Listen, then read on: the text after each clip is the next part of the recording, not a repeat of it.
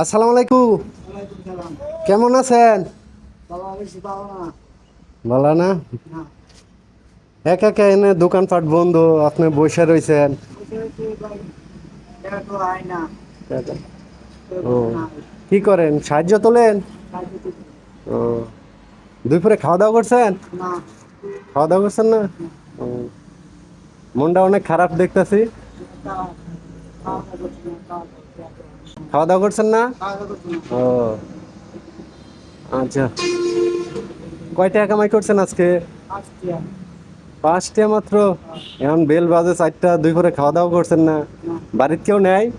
না, রিজিকের মালিক কে? আল্লাহ।